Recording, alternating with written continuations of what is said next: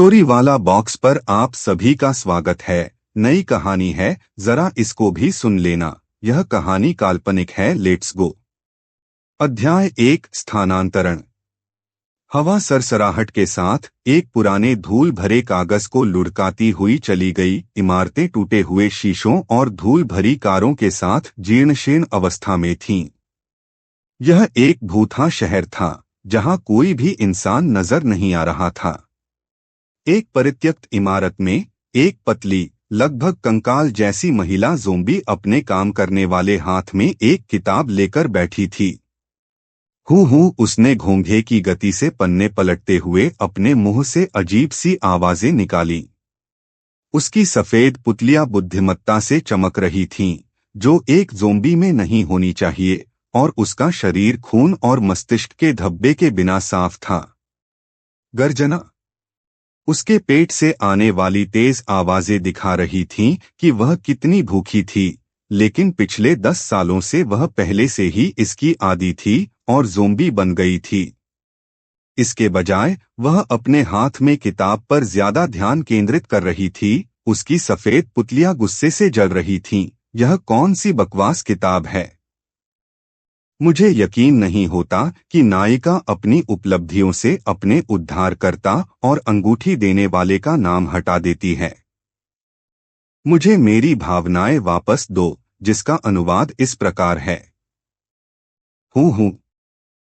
उपन्यास के अंत पर उसकी प्रतिक्रिया से उसके बाल झड़ गए। उसने किताब को जमीन पर फेंक दिया। वजन के कारण एक बीन ढीली हो गई, जिससे रेत के निशान जमीन पर गिर गए, लेकिन उसने यह सब नहीं देखा। वह भावनाओं से अभिभूत थी और उसके आसपास के नासमझ ज़ॉम्बी उसकी भावनाओं पर प्रतिक्रिया कर रहे थे, उसकी दिशा में बढ़ रहे थे, यह सोचकर कि मनुष्य उनकी रानी पर हमला कर रहे हैं। ज़ॉम्बी महिला का हाथ गुस्से से गिर गया और वह रुक गई। उसकी आंखें इधर-उधर घूम रही थीं, उम्मीद कर रही थीं कि कोई भी उसके बदसूरत रूप को न देख ले। भले ही वह ज़ॉम्बी थी, लेकिन उसे सुंदरता भी पसंद थी। जब उसने ज़मीन को कंपन महसूस किया, तो वह धीरे धीरे उसे वापस रखने के लिए आगे बढ़ी, जिससे बीन ढीली हो गई और प्रतिक्रिया करने से पहले ही सीधे उसके दिमाग पर जा लगी। ज़ॉम्बी के झुंड जो बिना सोचे समझे इधर-उधर देखने लगे, अपनी रानी को न देखकर वे तितर-बितर हो गए। उन्हें नहीं पता था कि रानी का मस्तिष्क बीम के नीचे खुल गया था। एक काल कोठरी के अंदर क्रिस्टल की रोशनी प्राचीन मौसम की दीवारों पर चमक रही थी। हवा में नमी और सड़न की गंध आ रही थी। 5 लोग एम्बर गोलेम, एक एरैंक राक्षस के साथ एक गहन लड़ाई में थे।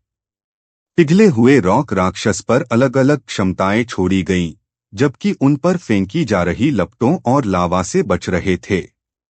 उनके कपड़े गर्मी से पसीने में भीग गए थे। इवा, उनकी ऊर्जा मैनिपुलेटर, उन्हें ठीक करने और मजबूत करने के लिए ऊर्जा को अवशोषित करने से पहले ही पीली पड़ गई थी। समूह एक एरैंक राक्षस से मिलने के लिए बदकिस्मत था। वे काल कोठरी खोजकर्ताओं का एक समूह थे। नौसिखिए स्तर, दुर्भाग्य से एक उच्च रैंक वाले जानवर के मार्ग से ठोकर खा गए। ईवा, मैं बाहर हूँ। एक खूबसूरत, मासूम दिखने वाली महिला दीवार से टकरा गई, क्योंकि चट्टान का एक धमाका उसकी ठुड्डी से होकर गुजरा। दहाड़। ईवा ने पीली सेलिना को छोड़ दिया और लड़ाई में शामिल होने के लिए अपनी तलवार उठाई। उसने दोनों पुरुषों के साथ मिलकर उनके हथियारों को बेहतर बनाया और लड़ाई की। क्लैंग। चिंगारी। उनकी तलवार पिघले हुए चट्टानी शरीर से टकराई, जिससे चिंगारी उड़ी, क्योंकि वे उसके कठोर शरीर को काटने के लिए संघर्ष कर रहे थे। उनके चेहरे पर पसीना आ गया। मैं मरना नहीं चाहता। एक व्यक्ति की बात गले में अटक गई, क्योंकि उसने अपनी तलवार को कसकर पकड़ रखा था। उसे राक्षस के चट्टानी शरीर के बीच के हिस्से में घुसा दिया। राक्षस को और अधिक क्रोधित करते हुए ईवा ने देखा कि वह एक बड़ा कदम उठाने वाला था, और उसकी आंखें दृढ़ हो गईं। दूसरों ने देखा कि वह क्या करने वाली थी। करो, हम वैसे भी मर सकते हैं।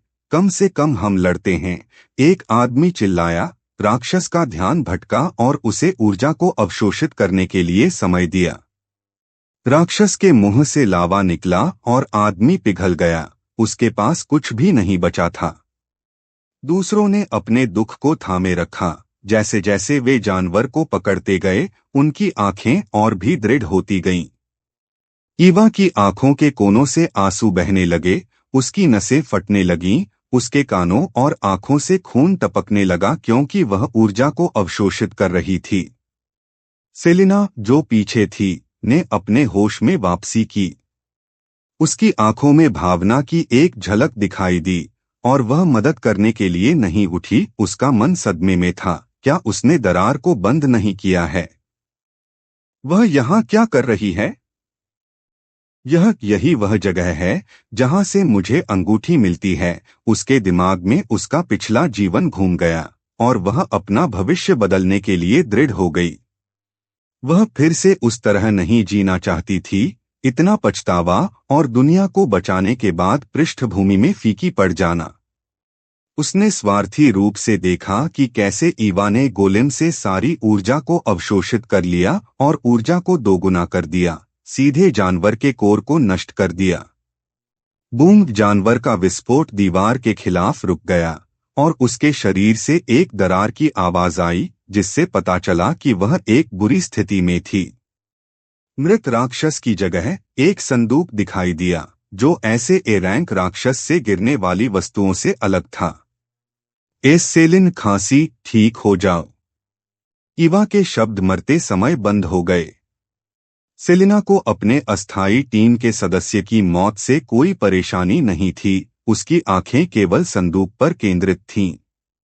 वह धीरे से खड़ी हुई, कांपते हाथों से उसने संदूक खोला और वह अंगूठी देखी जिसने उसका जीवन बदल दिया।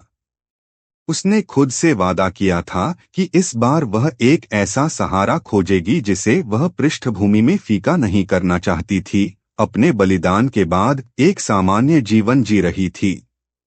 उसके दिमाग में उन 3 आदमियों के चेहरे घूम गए और वह फिर से उठ खड़ी हुई। घृणा से स्वीकार किया, वे उसे कभी कभार प्यार भरे शब्दों के अलावा क्या दे सकते थे। उसने अंगूठी को कस कर पकड़ लिया और ईवा के शरीर को जमीन पर पड़े हुए बिना दूसरी नजर डाले चली गई। उसका ध्यान उन 2 शक्तिशाली लोगों को बचाने पर था, जो एक समृद्ध जीवन की ओर उसका पहला कदम था। ईवा के शरीर पर क्रिस्टल की मंद रोशनी चमक उठी और फिर अचानक उसकी उंगलियां थोड़ी कांप उठीं और उसकी आंखें खुल गईं। उसकी निगाहें इधर-उधर घूम रही थीं, उलझन और स्तब्ध। क्या उसकी ज़ॉम्बी जैसी छोटी सी जिंदगी नहीं चली गई थी? कहाँ आ? उसने अपना गला पकड़ा और चौंक कर इधर-उधर देखा। क्या किसी ने ऐसा कहा था? लेकिन कोई नहीं है। उसने संकोच से अपना मुंह खोला। कौन? और जब उसने वे स्पष्ट शब्द सुने तो उसकी आंखें चौड़ी हो गईं।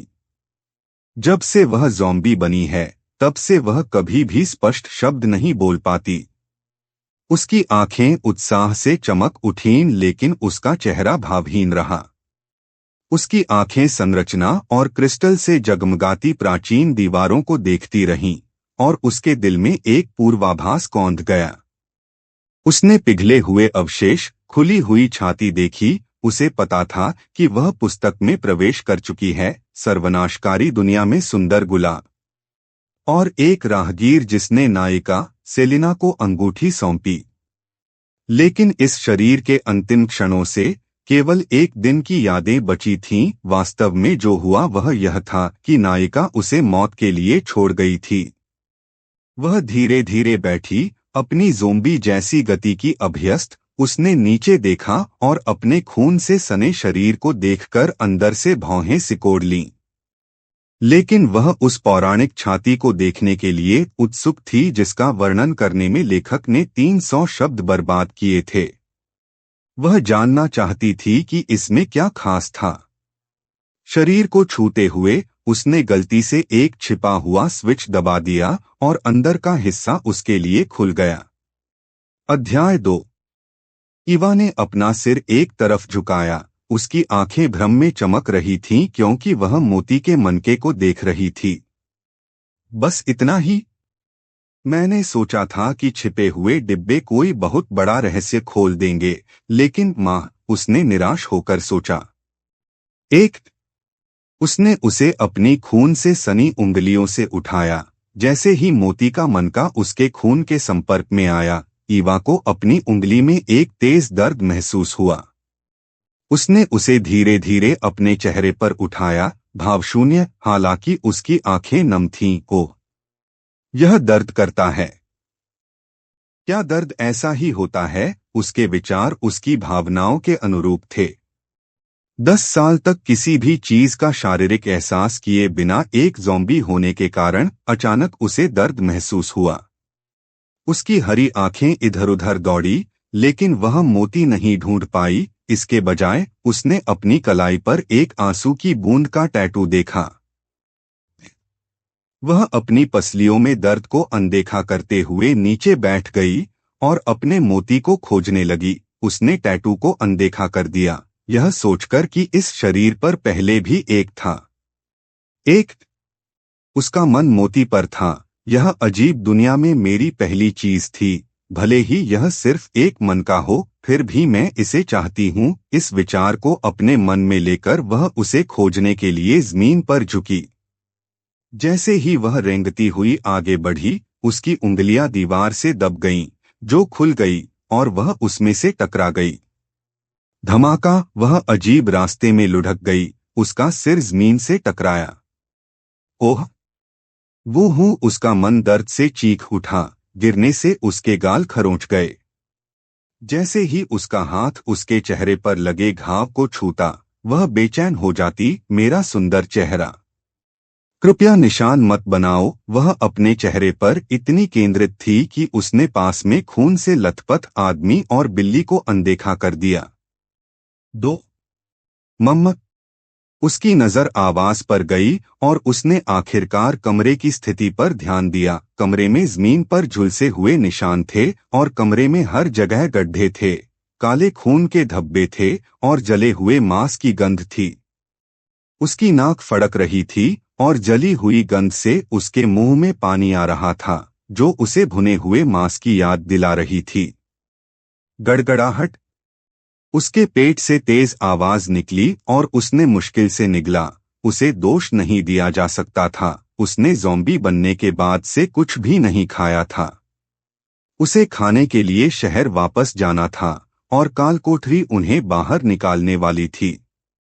यह अपनी समय सीमा तक पहुंच रहा था। भोजन के बारे में सोचते हुए उसने जमीन पर पड़े आदमी और जानवर को अनदेखा कर दिया। उन्हें बचाने का कोई विचार उसके दिमाग में कभी नहीं आया। लगभग गुजरते समय उसने महसूस किया कि एक पूंछ उसके टखने के चारों ओर लिपटी हुई है। यह इतनी कमजोर थी कि वह छूट सकती थी, लेकिन बिल्ली के रोएदार फर को नजदीक से देखकर वह मंत्रमुग्ध हो गई। उसके चेहरे पर पहली अभिव्यक्ति मुस्कुराहट के रूप में आई, जिसने उसकी हरी आंखों को चमका दिया और उन्हें पन्ने की तरह चमकाया।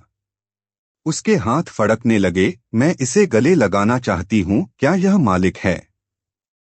अगर मैं उन्हें बचा लूं, तो मैं भुगतान के रूप में बिल्ली ले लूंगा। निर्णय पर पहुंचकर उसने बाहर की ओर सिर हिलाया। आदमी और बिल्ली दोनों होश में थे। उनकी आंखें मुश्किल से खुली थीं क्योंकि उन्होंने महिला का चेहरा साफ देखा था, लेकिन उनकी हड्डियां इतनी टूट चुकी थीं कि वे कुछ भी बोल नहीं पा रहे थे। अनजान ईवा ने अपनी आंखें बंद कर लीं और हवा में ऊर्जा इकट्ठा करने की कोशिश की, लेकिन यह तुरंत गायब हो गई। ईवा इस शरीर की शक्तियों तक पहुंचने के अपने पहले प्रयास में विफल रही। उसने फिर से कोशिश की और चौथे प्रयास में अपने शरीर के पसीने से भीगे होने के बावजूद वह हवा में ऊर्जा इकट्ठा करने में सक्षम थी। उसके बाल और हाथ हरे रंग से चमक उठे क्योंकि उसने इसे धीरे धीरे दोनों के शरीर में स्थानांतरित किया। घाव धीरे धीरे ठीक हुए, जब तक कि उनकी सभी आंतरिक चोटें ठीक नहीं हो गईं। वह जमीन पर गिर पड़ी। भारी सांस लेते हुए उसने अपने चेहरे से पसीना पोंछा। जूलियन और एथन, जो अपनी बिल्ली के रूप में था, सब कुछ देख रहा था। वे उसके निस्वार्थ कार्यों के लिए आभारी तो थे, लेकिन संदेहास्पद भी थे। वे बेहोश होने का नाटक करते हुए इंतजार कर रहे थे कि वह आगे क्या करना चाहती है।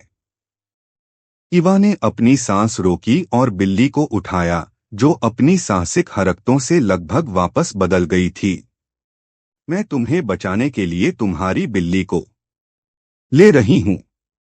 मुझे ढूंढने मत आना, उसने धीमी गति से कहा। अभी तक स्पष्ट रूप से बोलने की आदत नहीं थी। दो अचंभित जोड़ी से ये शब्द कहने के बाद वह कमरे से बाहर चली गई, बिल्ली को पकड़े हुए जो सदमे में जम गई थी। उसने आनंद से भरी हुई आंखों से उसके बालों को सहलाया, यह नहीं जानते हुए कि उसके छेड़छाड़ से उसके काले बालों के गालों पर हल्की लाली आ गई थी। जब वे कहीं नजर नहीं आए तो जमीन पर पड़ा आदमी उठकर बैठ गया और जोर से हंसने लगा।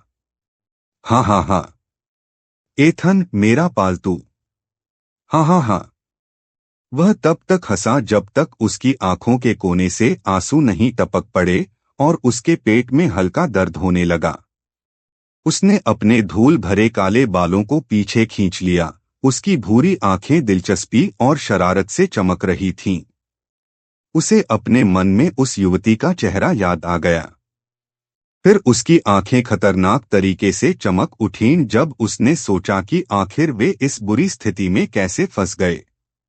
उसकी भूरी आंखें ठंडी चमक उठीं, समय रुक गया और हवा में ऊर्जा के रूप में गुनगुना रहा था। सब कुछ धीमी गति में था, इससे पहले कि वह गहरी सांस लेता और अपनी शक्तियों को नियंत्रण में करता।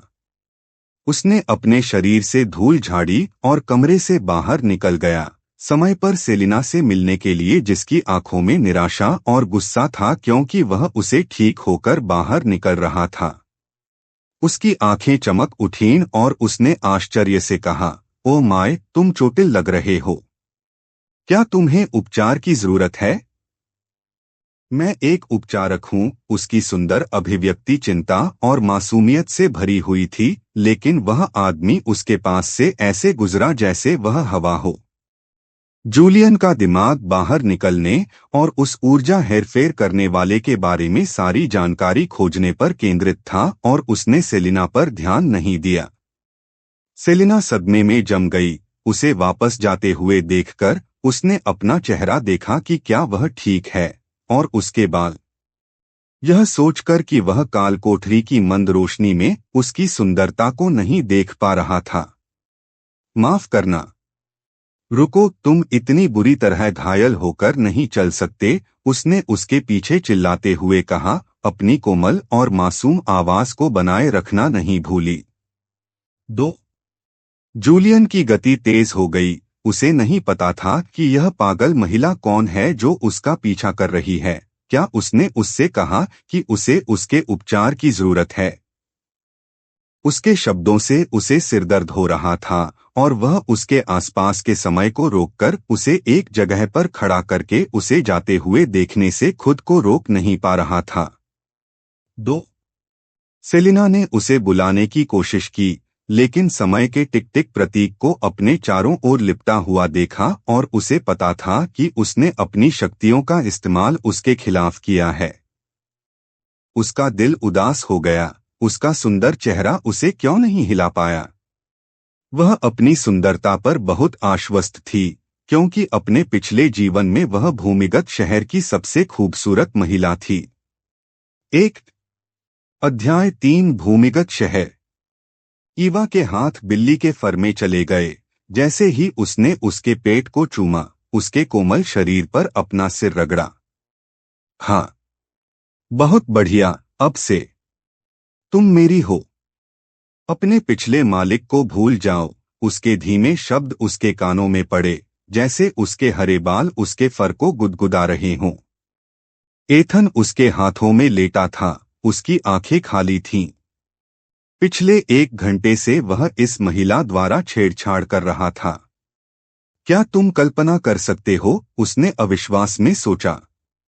उसने मुझे एक रैंकिंग कालकोठरी विजेता में से एक पालतू जानवर के रूप में लिया।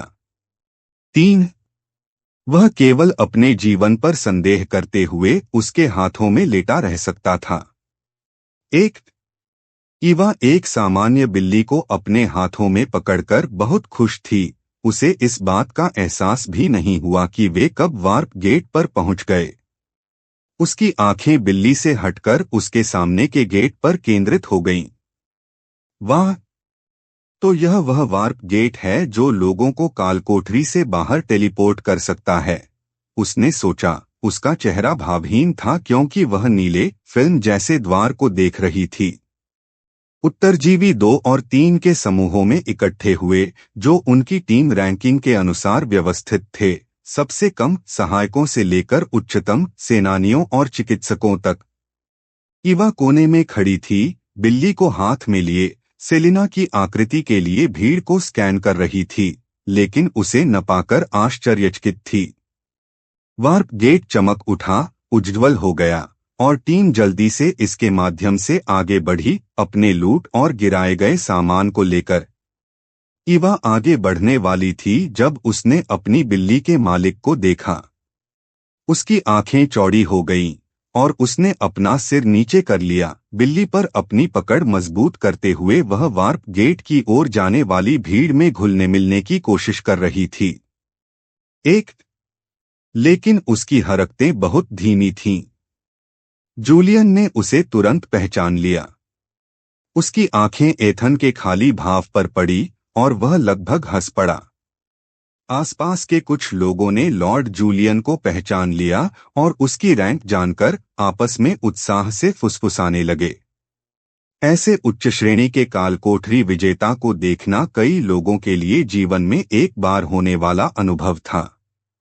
वे उसे मूर्तिवत निगाहों से देखते रहे, उसके गुजरने पर उसे छोड़ दिया, जबकि अन्य लोग उसके साथी लॉर्ड एथन की तलाश कर रहे थे। जूलियन ईवा के पास रुक गया, जिसने बिल्ली को छिपा दिया और उसे न पहचानने का नाटक किया। जूलियन ने कुछ नहीं कहा, जिससे ईवा को याद आया कि जब उसने उसे बचाया था तब वह बेहोश था और उसकी बिल्ली दुनिया की एकमात्र काली बिल्ली नहीं थी। यह भूल जाना कि इस दुनिया में सामान्य लोगों के पास पालतू जानवर नहीं होते। उस विचार के साथ वह बिना किसी अपराध बोध के सीधी खड़ी हुई और वार्प गेट की ओर चल पड़ी। लेकिन जैसे ही वे पार हुए, उसने महसूस किया कि कोई हाथ उसे पकड़ रहा है। टेलीपोर्टेशन की भ्रामक अनुभूति ने उसके लिए यह ध्यान केंद्रित करना कठिन बना दिया कि उसे कौन पकड़ रहा है। जब वे एक बड़े हॉल के सामने आए, तो ईवा दीवार के सहारे झुक गई, चक्कर और मतली को शांत करने के लिए गहरी सांसें ले रही थी। जैसे ही उसने अपनी सांस संभाली, वह आगे बढ़ने लगी, लेकिन उसके हाथ पर खींचतान ने उसे रोक दिया। हाथ का पीछा करते हुए वह जूलियन की शांत ग्रे आंखों से मिली जो उसे घूर रही थीं। उसके दूसरे हाथ सहज रूप से बिल्ली के चारों ओर कस गए। धन्यवाद, मुझे गिरने से बचाने के लिए। अब आप छोड़ सकते हैं। ईवा की धीमी कोमल आवाज उनके कानों में पड़ी। मुझे ऐसा नहीं लगता। ऐसा लगता है कि आपके पास मेरा कुछ है, जूलियन ने शांत स्वर में कहा। उसकी आंखों में शरारत भरी चमक थी क्योंकि वह उसकी प्रतिक्रिया का इंतजार कर रहा था। ईवा ने उसके शब्दों पर अपना सिर हिलाया और अपने शहर के वार्प गेट की ओर चलने लगी, अपने हाथ को उसके हाथ से छुड़ाने की कोशिश कर रही थी। उसकी हरकतें धीमी थीं। उसने काली बिल्ली को कसकर पकड़ रखा था, लेकिन जूलियन ने उसे पकड़े हुए उसका पीछा किया। उसकी आंखों में मुस्कान चमक उठी जब उसने उसका आकलन किया। उसके शरीर पर सूखे खून के निशान देखकर उसने मान लिया कि वह घायल हो गई है, जिससे उसकी सुस्त चाल का पता चलता है। मैंने बिल्ली को गले लगा लिया है। अब वह मेरी है। वह उसे दूर नहीं ले जा रहा है, ईवा ने अपने मन में दृढ़ निश्चय के साथ सोचा जब वह अपने शहर के वार्प गेट के सामने रुकी। वह उसमें से गुजरी। जब वह आदमी उसके पीछे पीछे आया तो उसकी आंखें आश्चर्य से चौड़ी हो गईं। क्या वह अपने शहर वापस नहीं जा रहा था? वॉर्प गेट 1 घंटे में बंद हो जाते हैं और अगले दिन खुलते हैं, और यह शहरों के बीच यात्रा करने का सबसे आसान तरीका था। टेलीपोर्टेशन की जानी पहचानी भावना ने उसे जकड़ लिया, इस बार लंबे समय तक। उसका पेट अकड़ गया और उसके गले में मतली आ गई। जब वे बाहर निकले तो ईवा के पैर कमजोर पड़ गए। दर्द और मतली के कारण उसका चेहरा पीला पड़ गया। अचानक उसके मुंह में एक कैंडी डाल दी गई। ईवा रुकी, अपनी जीभ पर मिठास का स्वाद चखा। उसकी हरी आंखें चमक उठीं और उसने नई ऊर्जा के साथ कैंडी को चूसा। यह मिठाई है, मुझे और चाहिए, उसने सोचा। उसने और अधिक के लिए जूलियन की ओर देखा और वह उसके प्यारे लालची भाव को देखकर उसके बालों को लगभग बिखेरने के लिए आगे बढ़ा। इसके बजाय उसने अपना स्पेस बैग खोला और उसे 3 और कैंडी दी, जो उसके आसपास के लोगों की ईर्ष्या भरी निगाहों के नीचे थी। ईवा यह भूल गई थी कि कैंडी इस दुनिया में एक दुर्लभ वस्तु है। उसने अपने स्वाद कलियों की मिठास पर ध्यान केंद्रित किया। उसने कैंडी स्वीकार की और खड़ी हो गई। धन्यवाद, उसने बुदबुदाया, लेकिन वह अपनी बिल्ली में उसकी रुचि को नहीं भूली थी। वह हॉल से बाहर की ओर चली गई, दरवाजा खोला और अपने सामने के दृश्य को देखकर वहीं जम गई। भूमिगत शहर आश्चर्यजनक था। ऊपर से कृत्रिम सूर्य की रोशनी चमक रही थी और गुफा की दीवारों में बने घरों में जगमगाती रोशनी थी। जमीन पर सड़कें बनी हुई थीं और बसें और कारें गुजरती थीं। प्राकृतिक आपदाओं ने सतह को तबाह कर दिया। पृथ्वी के केंद्र से कालकोठरी निकल आई, जिसने दुनिया की व्यवस्था को बाधित कर दिया और जहरीली हवा फैला दी। मानवता के पास भूमिगत होने के अलावा कोई विकल्प नहीं था। वाह! मैंने भूमिगत शहर के बारे में पढ़ा है, लेकिन मैंने कभी इसकी कल्पना नहीं की थी। ईवा ने सोचा। मैंने जो कल्पना की थी वह गुफा की दीवारें और कमजोर सूरज की रोशनी थी, लेकिन यह सुंदर है। यह मेरी नई वास्तविकता है। उसने हवा को सूंघा और देखा कि वह भूमिगत रहते हुए सामान्य शुद्ध हवा में सांस ले सकती है। उसका चेहरा भावहीन रहा, क्योंकि आश्चर्य और एहसास की लहर उसके ऊपर छा गई, जिससे एथन को आश्चर्य हुआ कि क्या उसके साथ कुछ हुआ है।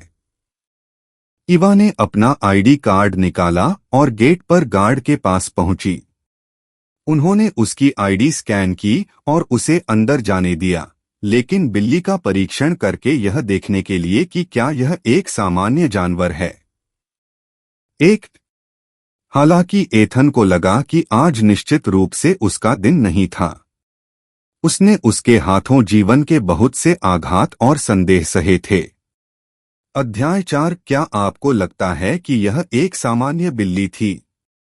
ईवा जूलियन के साथ बस स्टैंड की ओर चली गई। उसकी जांच करने वाली निगाहों के नीचे उसे असहज महसूस हुआ। मैं नहीं जानती, तुम क्यों मेरे पीछे आ रहे हो? ईवा ने असहाय स्वर में पूछा, अपनी हरी आंखों से उसे घूरते हुए उत्तर की तलाश में। जूलियन दंग रह गया। तुम मुझे नहीं जानते, उसे अपना सिर हिलाते हुए उसकी आंखें साफ देखकर वह खुद को रोक नहीं सका और कहा, जूलियन वॉरेन। यह मेरा नाम है। उसने उसकी प्रतिक्रिया का इंतजार किया। वह बस उसे देखती रही। उसकी निगाहें पूछ रही थीं कि क्या उसे जानना चाहिए। यह महसूस करते हुए कि वह वास्तव में उसे नहीं जानती थी, वह उसकी प्रसिद्धि को अधिक आंकते हुए व्यंग्यात्मक हंसी में फूट पड़ा। एथन भी दंग रह गया। अपने दूसरे रूप में यह माफ किया जा सकता था अगर कालकोठरी के हमलावर उसे पहचान नहीं पाते, लेकिन उसके मानव रूप को न पहचान पाना एक बहुत बड़ा आश्चर्य था। मैं अपनी बिल्ली के लिए तुम्हारे शहर तक तुम्हारे पीछे पीछे आया। मैं कल तक तुम्हारे साथ रहूंगा, जूलियन ने तथ्यात्मक रूप से कहा। उसके होठों पर एक मुक्का मारने लायक मुस्कान थी। ईवा, जो बिल्ली के शरीर पर अपना चेहरा रगड़ रही थी, उसके शब्दों पर रुकी, एक पल आनंद में आंखें सिकोड़ी, फिर उसकी चिढ़ पैदा करने वाली शांत मुस्कान को घूरने लगी। एक, तुम्हारा नाम क्या है? या मुझे तुम्हें सिर्फ ग्रीन हेयर्ड लेडी कहना चाहिए? जूलियन ने पूछा। उसके बगल में खड़ा था, जैसे कि उसने उसे अपने घर तक आने के लिए स्वीकार कर लिया हो। ईवा ने भावशून्य चेहरे वाले सुंदर लेकिन परेशान करने वाले आदमी को देखा। उसके अगले शब्दों ने उसे चौंका दिया। ईवा क्विन, तुम कैसे जानती हो कि बिल्ली तुम्हारी है? उसके जवाब का इंतजार किए बिना वह बोलती रही। मैंने इस बिल्ली को उसके मृत मालिक से लिया है। वह मेरी है, उसने झूठ बोला, बिल्ली के फर में अपनी नाक दबाते हुए, दोषी महसूस करते हुए और उसकी प्रतिक्रिया से बचते हुए। एक, जैसे कि दुनिया ने उसकी बात सुन ली हो। उनके सामने एक बस रुकी। वह जल्दी से चढ़ गई, जबकि जूलियन ने अपने काले बालों में हाथ फेरते हुए उसके झूठ पर हंसते हुए कहा, मृत मालिक है न? उसने मनोरंजन में सोचा। जब वह बिल्ली का असली रूप जानने के लिए उत्सुक था, तो उसकी आंखों में शरारत की चमक थी। जब वह बस में उसके पीछे गया। उम्मा, तुम यहाँ बैठ सकते हो, एक महिला ने उसे रोका। उसकी ओर एक आकर्षक नजर डाली। उसकी घूरती आंखों ने उसे भौहें सिकोड़ने पर मजबूर कर दिया। उसका हमेशा का ठंडा व्यवहार फिर से लौट आया। चौंककर महिला ने जल्दी से अपनी नजरें दूसरी ओर घुमा लीं। उसकी ठंडी आभा को संभाल नहीं पाई। बस में सवार दूसरी महिलाओं ने भी इस पर ध्यान दिया और नजरें मिलाने से परहेज किया। यह ग्रीक देवता जैसा आदमी उनके लिए बिल्कुल भी अच्छा नहीं था। उसे सिर्फ दूर से ही सराहा जा सकता था। उनके विचार आश्चर्यजनक रूप से एक जैसे थे। पुरुषों ने उसे ईर्ष्या भरी नजर से देखा, लेकिन जूलियन ने इस पर ध्यान नहीं दिया और ईवा की सीट की ओर चल पड़ा। जूलियन ईवा के दुबले पतले रूप के पास बैठ गया। ओ, तो अब मैं मर चुका हूँ, उसने कर्कश आवाज में कहा। एथन की ओर एक सवालिया नजर डाली, जैसे कि पूछ रहा हो कि वह अपने मानव रूप में कब लौटेगा। ईवा ने उसे अनदेखा कर दिया। बहुत ज्यादा बात करने से उसका गला दुख रहा था। भूख से उसका पेट गुर्रा रहा था। वह घर जाकर खाने की तलाश करने के लिए बेताब थी। जूलियन ने सीट पर पीछे झुककर अपनी आंखें बंद कर लीं, जब उसे कोई जवाब नहीं मिला। ईवा की आंखें इधर-उधर घूम रही थीं। उसने जो भी चेहरा देखा वह सूरज की रोशनी की कमी से पीला था। सड़कें कारों और बसों से भरी हुई थीं, लेकिन कहीं भी एक भी हरा पत्ता नहीं था। उसके दिमाग ने कालकोठरी के सर्वनाशकारी उपन्यास से जो कुछ भी याद किया, उसे संसाधित किया, जिसे महिला प्रधान के दृष्टिकोण से लिखा गया था। कहानी एक नायिका की है, जिसने एक शक्तिशाली अंगूठी पाई, मजबूत साथियों और प्रेमियों को इकट्ठा किया और अपनी शक्तियों को उन्नत करते हुए और अपने पतियों के साथ एक खुशहाल जीवन जीते हुए शीर्ष पर पहुंची। एक सरल सीधी कहानी जो महिला प्रधान चमकदमक पर केंद्रित है, जबकि उन साथियों के बारे में भूल जाती है जिन्होंने रास्ते में खुद को बलिदान कर दिया। ईवा इस दुनिया में बस एक राहगीर थी, एक अनाथ। ईवा अंदर से चिल्लाई, क्योंकि उसे यहाँ रहने की आसमान छूती लागत याद आ गई। यहाँ तक कि आप जिस हवा में सांस लेते हैं, उसके लिए भी मासिक कर देना पड़ता है।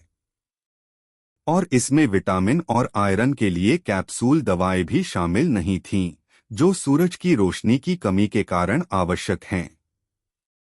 अगर जिंदा रहना आसान होता, तो लोग काल कोठरी में अपनी जान जोखिम में नहीं डालते, जानवरों का शिकार करके गिरे हुए सामान और मृत त्वचा नहीं खरीदते, जिन्हें पैसे के लिए बेचा जा सकता था या बड़ी शक्तियों के संरक्षण में जीने का मौका मिल सकता था। बस से उतरते ही उसका मूड खराब हो गया और उसने भुगतान पैनल पर अपना कार्ड दिखाया और अपने पैसे गायब होते देखे। ईवा को लगा कि उसका दिल खून से लथपथ है। वह उसके खाने के पैसे थे, और उसने पाया कि खाना महंगा शब्द का दूसरा स्तर है। उसने उदास आह भरी, जिससे जूलियन उसकी ओर देखने लगा। उसे आश्चर्य हुआ कि क्यों काले बादलों ने उसे घेर लिया, जैसे कि कोई मर गया हो। उसने कुछ नहीं कहा और कई मोड़ों से गुजरते हुए उसके पीछे पीछे चला गया। हलचल भरी सड़कों से दूर एक शांत मध्यवर्गीय खंड में चला गया। ईवा एक 3 मंजिला इमारत की सीढ़ियां चढ़ी और सबसे ऊपरी मंजिल पर रुकी। अपने शरीर की यादों का अनुसरण करते हुए उसने अपना हाथ एक छिपी हुई दीवार के छेद में डाला और एक चाबी निकाली। जैसे ही उसने दरवाजा खोला, बिल्ली उसकी बाहों से नीचे कूद गई। वह उसे वापस ले जाने के लिए उसके पीछे चली गई, लेकिन वह एक लंबे, मांसल नग्न आदमी में बदल गई। जूलियन ने एथन के परिवर्तन और ईवा के स्तब्ध भाव को देखने के लिए समय रहते दरवाजा बंद कर दिया। उसके होठों पर एक बड़ी मुस्कान फैल गई और वह दीवार से सटकर खड़ा हो गया, तमाशा देखने के लिए तैयार था। एक ईवा प्रिय, क्या तुम्हें लगा कि यह एक सामान्य बिल्ली है? जूलियन ने चिढ़ाते हुए आग में घी डालते हुए कहा। उसके शब्दों ने ईवा को उसके सदमे से बाहर निकाला। उसने एथन को घेरा, जो अब ठंडे भाव से अपनी पैंट खींच रहा था। एक मेरी बिल्ली कहाँ है? मुझे मेरी बिल्ली वापस दो, ईवा ने ऊंची आवाज में कहा, जैसे ही वह उत्सुकता से कमरे में बिल्ली को तलाश रही थी। मैं तुम्हारी बिल्ली नहीं हूँ, एथन ने ठंडे स्वर में कहा, ईवा की आंखों में देखने में असमर्थ, क्योंकि उसके हाथों उसने जो कुछ भी सहा था। मुझे मेरी बिल्ली दो, ईवा की आवाज ठंडी हो गई, उसकी शक्तियां भड़क उठीं। उसके बाल चमकने लगे और उसकी आंखों में हत्या का इरादा भर गया। एक दोनों आदमी चौंक गए। क्या वह गंभीर थी? जूलियन दीवार से सीधा होकर उसके करीब आया और उसके कान में फुसफुसाते हुए झुक गया। वह बिल्ली नहीं है, प्रिय। वह बस बिल्ली में बदल जाता है। और वह एकमात्र जानवर नहीं है जिसे वह बदल सकता है। ईवा ने जूलियन से एथन की ओर देखते हुए भौहें सिकोड़ी। एथन ने असहाय होकर आह भरी और इसे साबित करने के लिए वह कुछ ही पलों में वापस बिल्ली में बदल गया और फिर वापस मानव रूप में आ गया। ईवा की अभिव्यक्ति निराशा से बर्फीली हो गई। वह बिल्ली क्यों नहीं है? एक सामान्य बिल्ली होने का मेरा सपना हवा में उड़ गया। 3 दोनों पुरुषों को अनदेखा करते हुए वह चली गई, भोजन ढूंढने के लिए, खुद को सांत्वना देने के लिए। अध्याय 5 भोजन। उन्होंने छोटे से तंग बेडरूम के चारों ओर नजर घुमाई। गुफा की दीवारें अपरिवर्तित रहीं, बीच में सिर्फ एक बिस्तर और एक छोटा फ्रिज था। जूलियन बिस्तर पर बैठ गया, बैठने के लिए एकमात्र उपलब्ध जगह। उसने अपने नीचे की कठोरता को देखकर भौहें सिकोड़ी और ईवा की ओर देखा, जिसका सिर फ्रिज के अंदर दबा हुआ था। ईवा की आंखें भोजन की तलाश में इधर-उधर घूम रही थीं, लेकिन वहां कुछ भी नहीं था। उसने अपना चेहरा फ्रिज में और भी ज्यादा अंदर धकेल दिया, आंखें सिकोड़ते हुए मानो रोशनी उसके साथ छल कर रही हो। लेकिन खाली फ्रिज की सच्चाई सामने आ गई। उसका पेट जोर से गुर्राया और वह जमीन पर गिर पड़ी, छत को घूरते हुए। मुझे भूख लगी है। उसका भावहीन चेहरा छत पर केंद्रित रहा, जबकि उसका पेट फिर से गुर्राया। आवाज कमरे में गूंज रही थी। जूलियन बिस्तर से उठकर बैठ गया, उसकी उंगली उसके गाल पर चुभ रही थी। क्या तुम्हें भूख लगी है? उसने कुछ और बार उसके मुलायम गालों को दबाया, इस अनुभूति से खुश होकर। ईवा ने भौहें सिकोड़ी, आलस से उसके हाथ को झटकते हुए, लेकिन उसने समय रहते खुद को अलग कर लिया। तुम इतनी धीमी गति से कालकोठरी में कैसे जीवित रहोगे? जूलियन ने पूछा। उसका स्वर हल्का था लेकिन उसकी आंखें गंभीर थीं। एथन उनके बगल में बैठ गया, उसका चेहरा अभी भी लाल था, लेकिन उसकी ठंडी अभिव्यक्ति से यह मुश्किल से ही पता चल रहा था। तुमने हमारी जान बचाई। तुम्हें क्या इनाम चाहिए? उसकी गहरी आवाज ने उसका ध्यान खींचा और ईवा की आंखों में एक चमक चमक उठी। वह धीरे से उसकी नजरों से मिलने के लिए मुड़ी। खाना। उसके होठों से एक शब्द निकला जिसने दोनों पुरुषों को चौंका दिया। ईवा प्रिय, शांति से सोचो। तुम कुछ भी मांग सकती हो। जूलियन के शब्दों ने उसे संकेत दिया कि वे उसके लिए कितने उपकार के पात्र हैं। ईवा चुप हो गई। उसके दिमाग में केवल भोजन ही था। उसने उन्हें केवल बिल्ली के लिए बचाया और कुछ नहीं। खाना। उसकी हरी आंखों में जिद चमक रही थी। उसका पेट फिर से गुर्राया, अपनी इच्छा को दर्शाने के लिए। एथन ने उसकी आंखों को देखा, जो लालच या गणना से स्पष्ट थीं, केवल भोजन की इच्छा, और वह उसे समझाने से खुद को रोक नहीं सका। हम कालकोठरी विजेता हैं।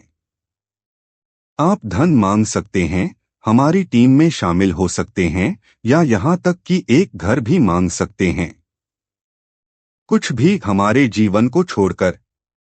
तो आप भुगतान के रूप में क्या चाहते हैं? एथन के धैर्यपूर्ण स्पष्टीकरण पर ईवा की आंखें चमक उठीं और उसके दिमाग में एक लालची रोशनी चमक उठी, जिससे दोनों पुरुषों को लगा कि यह एक सामान्य व्यक्ति की प्रतिक्रिया है, लेकिन उनके दिलों में निराशा का एक संकेत था। ठीक है। 2 साल के लिए भोजन। ईवा ने गणना की, तब तक वह कालकोठरी के जानवर का शिकार करने की अपनी शक्ति में काफी सुधार कर चुकी होगी। वह अधिक अकेली थी और लोगों पर इतना निर्भर रहना पसंद नहीं करती थी। और वैसे भी दूसरा भोजन महंगा था। उसके लिए भोजन महंगा था, लेकिन जिनके पास लकड़ी की शक्ति थी, उनके लिए यह बहुत सस्ता था। वे चौंक गए। जूलियन ने एथन के साथ नजरें बदलीं, जिसकी आंखों में एक विचार चमक रहा था। आपका पावर लेवल क्या है? जूलियन ने पूछा। उसकी ग्रे आंखें ईवा पर टिकी हुई थीं। ईवा के दिमाग ने इस शरीर के पावर लेवल को जानने से पहले उसके द्वारा पढ़े गए उपन्यास को खंगाला। लेवल 2, ईवा ने जवाब दिया, इस बात से भ्रमित कि उसे खाना देना उसके पावर लेवल से कैसे संबंधित है।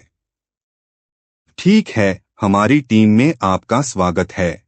उसने आत्मविश्वास से बात की। एथन ने अपनी स्वीकृति भरी निगाहों से उसके भावों को दोहराया, उसके जवाब का इंतजार करते हुए। केवल उसके सवाल से एक बाल्टी ठंडा पानी डाला गया।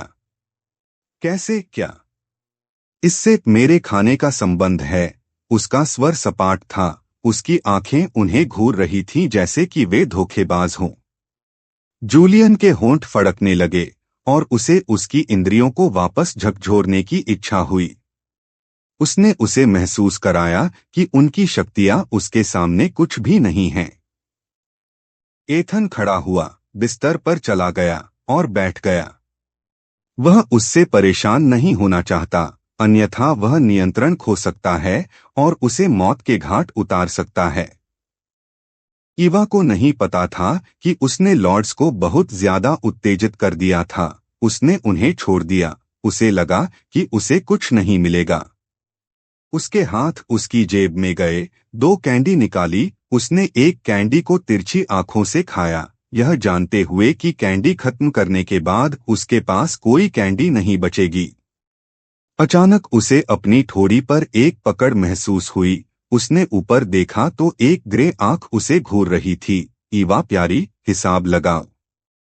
जब तुम हमारे साथ आओगी तो तुम अपने जीवन के हर दिन खा पाओगी, जूलियन ने भीगे होठों से कहा। लेकिन ईवा का दिमाग अपने जीवन के हर दिन खाने पर केंद्रित था। नेता, मेरा ख्याल रखना। ईवा का लहजा विनम्र था। उसे ऐसे देख रही थी जैसे वह चलता फिरता फूड बैंक हो। जूलियन की आंखें उसके रवैये में आए तेज बदलाव को देखकर असहाय हो गईं। वह केवल इस मासूम का ख्याल रख सकता था या उसे खाने के एक टुकड़े के लिए बेच दिया जाएगा। हम कल वार्प गेट खुलने पर निकलेंगे। अपना सामान पैक कर लो, एथन ने बिस्तर से ही निर्देश दिया। ईवा उठ बैठी। उसके शरीर में ऊर्जा भर गई। उसने कमरे में इधर उधर देखा और देखा कि बिस्तर और फ्रिज के अलावा कोई भी मूल्यवान वस्तु नहीं थी। ठीक है, चलो खाना खाते हैं, जूलियन ने कहा और अपने स्पेस बैग से खाने की एक टेबल निकाली। ईवा की आंखें चौड़ी हो गईं और वह जूलियन के करीब आ गई। उसकी आंखें आश्चर्य से छोटे बैग को घूर रही थीं। उसे पता ही नहीं चला कि कब उसके हाथों ने उसे छुआ और खोला। उसने सिर अंदर की ओर देखा कि इतने छोटे बैग के अंदर टेबल और खाना कैसे रखा जा सकता है। वह अपनी जिज्ञासा में खोई हो सकती थी। मांस की गंध उसकी नाक में घुस गई, जिससे उसके मुंह में पानी आ गया। उसने बैग में रुचि खो दी और मेज पर शिफ्ट हो गई। उसकी नजर मांस और चावल की प्लेट पर थी। उसने चुनिंदा रूप से सब्जियों को नजरअंदाज कर दिया। जूलियन का हाथ उसके बालों को सहलाने के लिए उठा था, लेकिन उसने अपनी हरकतों को दबा लिया और हरी आंखों का पीछा किया जो लार टपकाते हुए भोजन को घूर रही थीं। वह उनकी ओर मुड़ी अनुमति के लिए, क्योंकि यह उसकी नहीं थी। वह अभी भी अपने सिद्धांतों पर अड़ी थी, भले ही वह भोजन से अंधी हो गई थी। उन्हें सिर हिलाते देख उसकी सुस्त हरकतें तेज हो गईं, लेकिन उसके हाथ रुक गए जब उसने अपने हाथों पर सूखा खून देखा। वह उठी और छोटे से बाथरूम में भाग गई। अध्याय 6 जलकर। जैसे ही भोजन उसके मुंह में गया, उसकी आंखों के कोने से कुछ आंसू बह निकले। बिना भोजन के 10 अच्छे साल, आखिरकार उसने अंदर ही अंदर सोचा, जब वह तेल से भरे मसालेदार मांस को चबा रही थी। दोनों ने उसकी तीव्र प्रतिक्रिया देखी और अवचेतन रूप से अपने खाने की गति को धीमा कर दिया, जिससे वह अधिकांश भोजन खा सके। जूलियन ने उसे तेजी से खाते हुए देखा। बड़े बड़े निवाले और उसके गाल दोनों तरफ भरे हुए थे और उसके होंठ तेल से सने हुए थे। उसकी उंगलियां उसके गालों को छूने के लिए खुजली कर रही थीं। उसकी प्यारी बातें उसके ठंडे दिल को पिघला रही थीं और वह यह सोचने से खुद को रोक नहीं पा रहा था कि जब तक वह मोटी नहीं हो जाती, उसे कैसे खिलाऊं। वह रुक गया। उसे लगा कि उसके विचार अजीब थे। मैं एक बिल्कुल अजनबी की परवाह क्यों करूं? उसने यह सोचकर अपना सिर हिलाया कि क्योंकि उसने उसे बचाया है, इसलिए वह उसके साथ अलग व्यवहार करता है। उसने समय पर अपनी आंखें घुमाईं और देखा कि एथन चुपके से मांस की दूसरी प्लेट को उसके करीब धकेल रहा है। एथन ने महसूस किया कि जूलियन की नजर उस पर है और उसने इसे अनदेखा कर दिया। अपने खाने की ओर मुड़ गया, लेकिन उसके हाथ उसके बर्तनों पर कस गए थे। उसका दिल उलझन से भर गया। वह एक ऐसी महिला के लिए ऐसा व्यवहार क्यों कर रहा था, जिसे वह मुश्किल से जानता था। ईवा उनकी मनःस्थिति से पूरी तरह अनजान थी। उसका मन अपनी जीभ पर भुने हुए मांस के स्वाद पर केंद्रित था। जब ईवा खुद का आनंद ले रही थी, सेलिना मुश्किल से इजेक्शन समय से पहले कालकोठरी से बाहर निकल पाई। अगर वह इसमें फंस जाती तो उसे सतह पर भेज दिया जाता और जहरीली हवा से तुरंत सड़ जाता। वह इस विचार से कांप उठी। उसे ठंडे पसीने आ गए कि वह वार्प गेट से कितनी दूर थी। उसकी उंगलियां अंगूठी के चारों ओर कस गईं। उसकी आंखें ओएसिस सिटी वार्प गेट को घूर रही थीं। यह इन दो आदमियों का शहर है। उसकी नजर सिटी एफ के वार्प गेट की ओर गई, लेकिन एक गहरी सांस के साथ उसने ओएसिस सिटी वार्प गेट की ओर निर्णायक मोड़ लिया। उसे वह जीवन मिलना चाहिए जो वह चाहती है, शक्ति और एक अमीर। उसने अंगूठी को कस लिया और गेट से बाहर निकल गई। अगली सुबह शहर चमकदार रोशनी में नहाया हुआ था, लेकिन जब आप ऊपर देखते हैं तो कोई सूरज नहीं था, केवल चमकते हुए क्रिस्टल धीरे धीरे ऊपर गुनगुना रहे थे।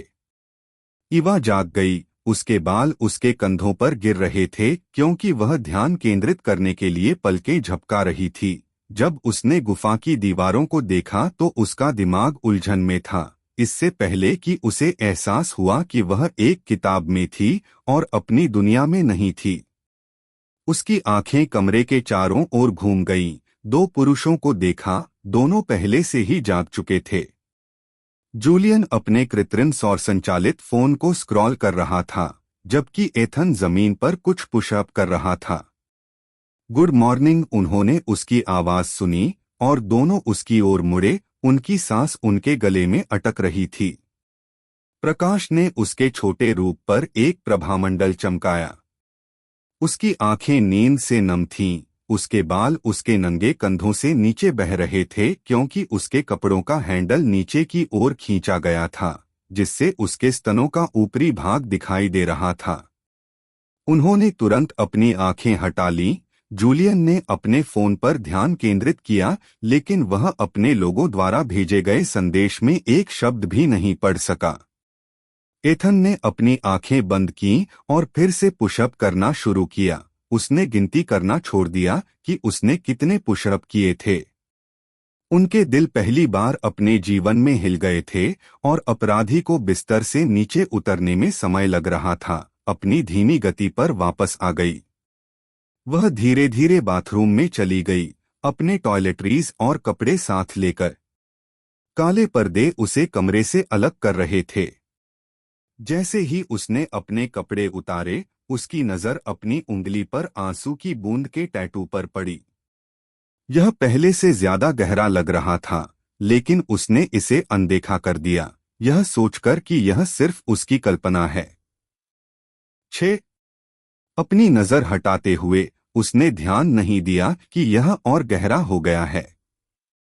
वह शॉवर के नीचे खड़ी थी, पानी उसके शरीर पर गिर रहा था, लय की आवाज के साथ जमीन पर गिर रहा था। जैसे ही वह अच्छी तरह से नहा रही थी, अपनी त्वचा पर पानी के स्पर्श का आनंद ले रही थी। उसके हरे बाल गीलेपन से काले हो गए और उसके दिमाग में कुछ कौंधा और वह लगभग चीख पड़ी। उसने जल्दी से नहाया और पानी बंद कर दिया। उसकी नजर रीडिंग मीटर पर गई और उसने राहत में खुद को थपथपाया कि उसने बहुत ज्यादा पानी बर्बाद नहीं किया, वरना उसका पानी का कर बढ़ जाता।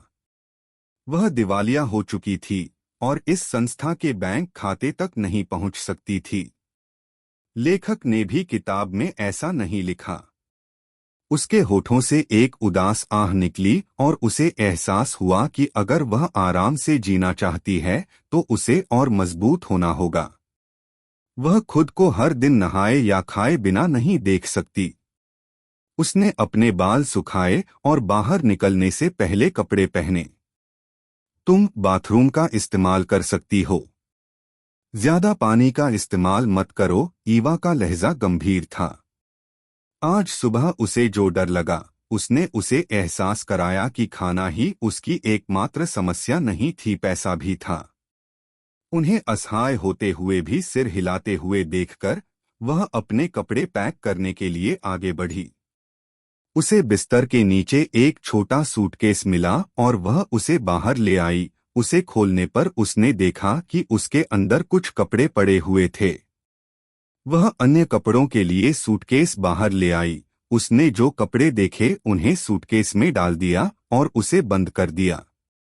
वह मिनी फ्रिज के पास गई। उसे समझ नहीं आ रहा था कि उसे अपने साथ कैसे ले जाए। इससे पहले कि उसने एक छोटी सी दीवार के खुलने को देखा, उसने अपनी उंगलियां अंदर डाली और एक धातु की सतह को छुआ। उत्सुकता से उसने इसे बाहर निकाला और एक फो देखकर आश्चर्यचकित हो गई।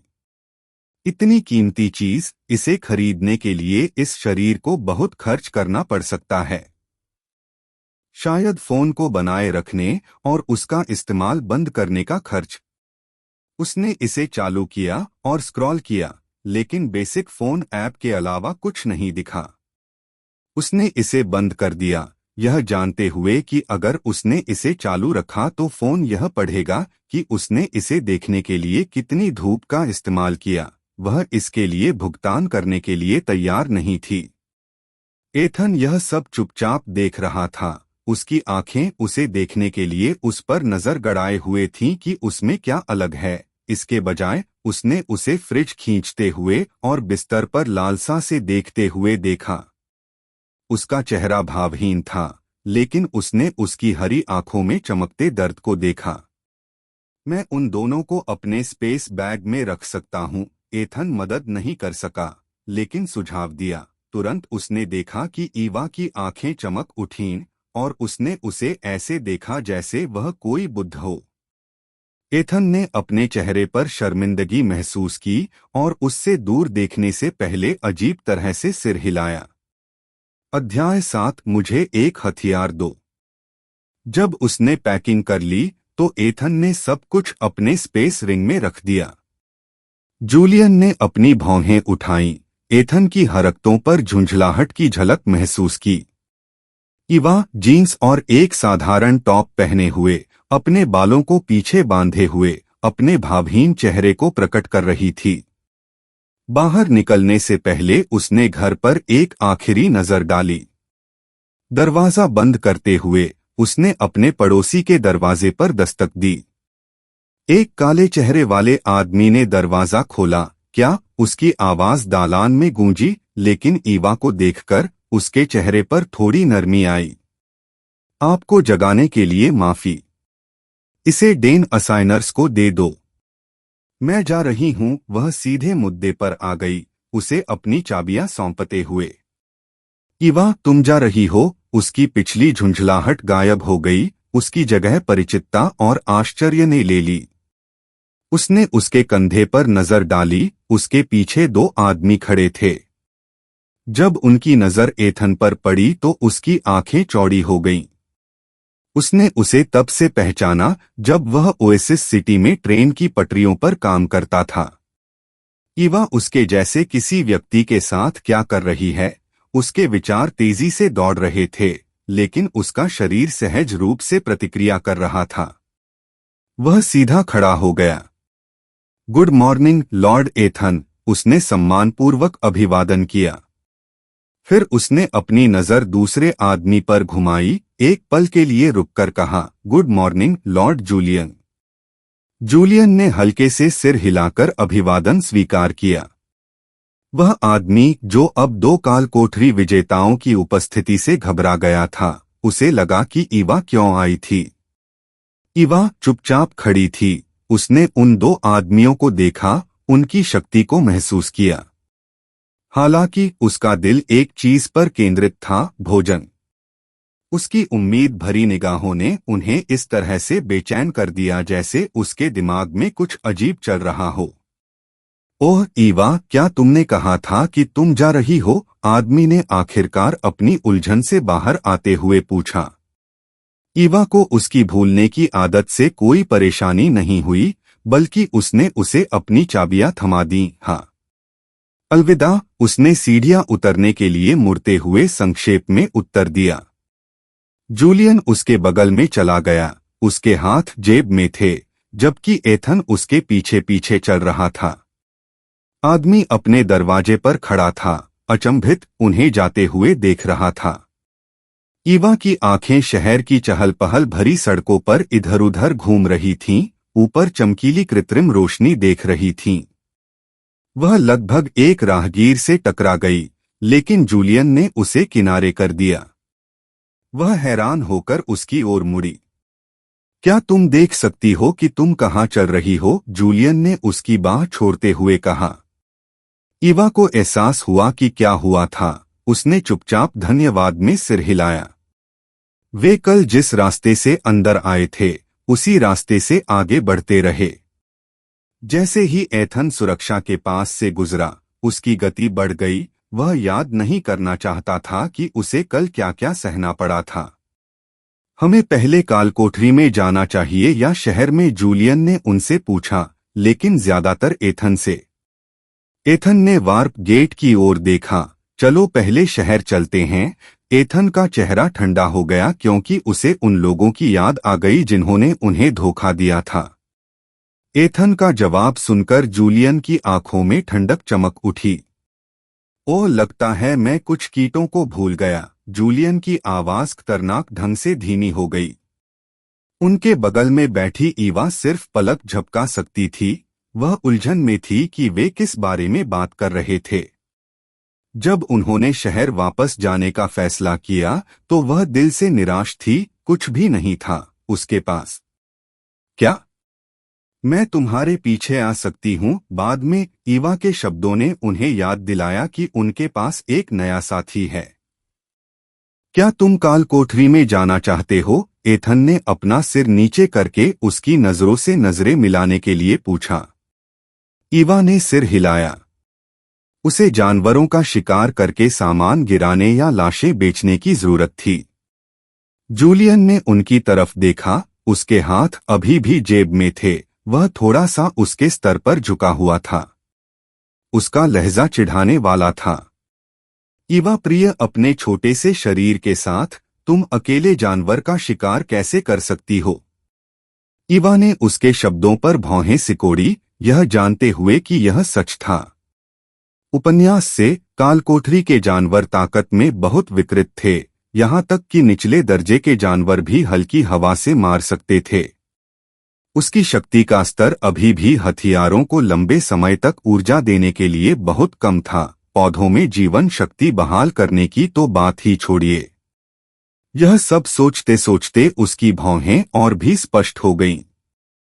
मुझे अपना स्तर बढ़ाना होगा या मुझे नहीं पता चलेगा कि मैं इस दुनिया में कैसे मर गया।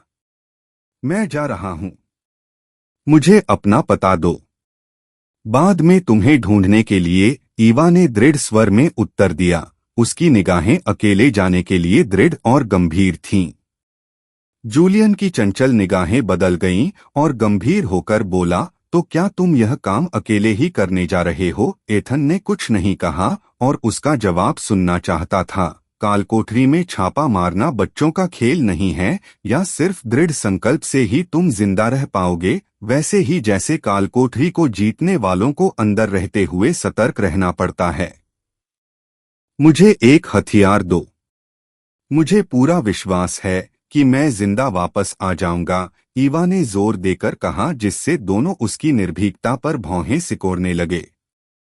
यह जान लो, हम तुम्हें अपने साथ काम करने के लिए टीम में लाए हैं, लेकिन हम तुम्हारी देखभाल नहीं करेंगे जब तुम जानबूझकर खुद को खतरे में डालोगे। जूलियन का स्वर ठंडा और कर्कश था। उसके अंदर छिपी ठंडक स्पष्ट थी। लेकिन ईवा पीछे नहीं हटी। उसकी निगाहें उन्हें मजबूती से घूर रही। यदि आप वार्प गेट बंद होने से 1 घंटे पहले वापस नहीं आते हैं और हमें अंदर जाकर आपके बचे हुए हिस्से को बचाना पड़ता है, तो आपको टीम से अयोग्य घोषित कर दिया जाएगा, लेकिन फिर भी आपको 2 साल का भोजन दिया जाएगा। समय सीमा बताने के बाद जब उसने उसे तलवार सौंपी तो उसकी निगाह उदासीन थी। जूलियन ने भौहें सिकोड़ी, लेकिन एथन के फैसले के खिलाफ कुछ नहीं कहा। यह पहली बार था जब उन्होंने एक टीममेट को लिया। वे नहीं चाहते थे कि वह उन पर निर्भर हो जाए या उनके समर्थन के कारण अति आत्मविश्वासी हो जाए। ईवा को नहीं लगा कि उसके शब्द कठोर थे। अगर यह उसके ज़ोंबी जनरलों में से एक होता जिसने उसकी आज्ञा को अनदेखा किया होता, तो उसका दिमाग तुरंत चकनाचूर हो जाता। उसने तलवार ली और पीछे देखे बिना कालकोठरी के वार्प गेट में चली गई।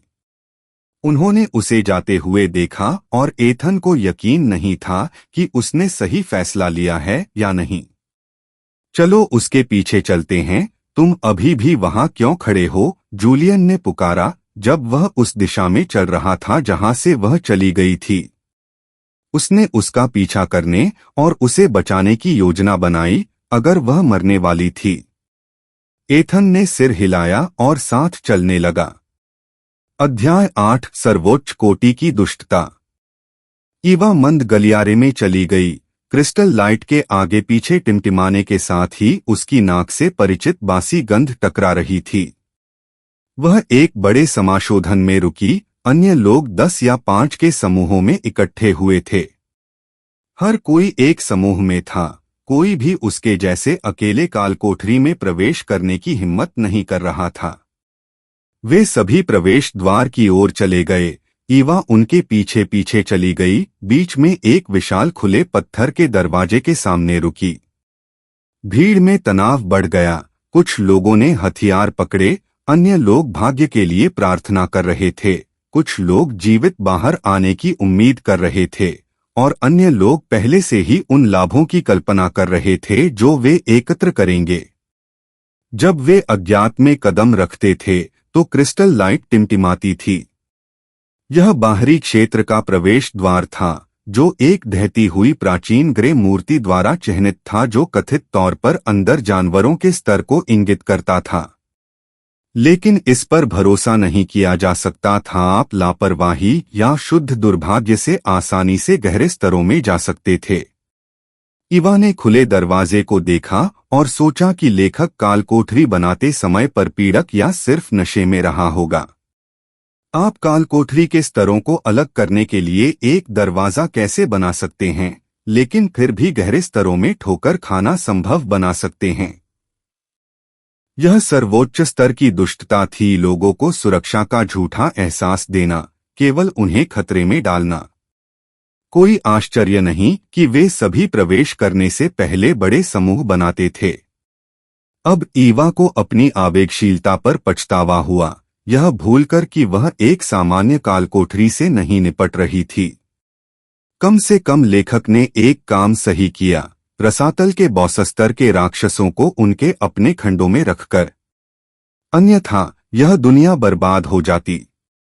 तलवार पर अपनी पकड़ मजबूत करते हुए उसने अपना दिमाग स्थिर किया और अपनी किस्मत को स्वीकार करते हुए अंदर जाने वाली थी। इस पर पछताने का कोई फायदा नहीं था, इससे उसके बिलों का भुगतान नहीं होगा या उसे खाना नहीं मिलेगा। माफ कीजिए, क्या आप हमारे साथ शामिल होना चाहेंगी? उसके पीछे से एक विनम्र महिला की आवाज आई। इवा ने मुड़कर 10 लोगों की एक टीम देखी, 3 महिलाएं और बाकी पुरुष। उसकी नजर काले बालों वाली महिला पर पड़ी जो उसे संबोधित कर रही थी।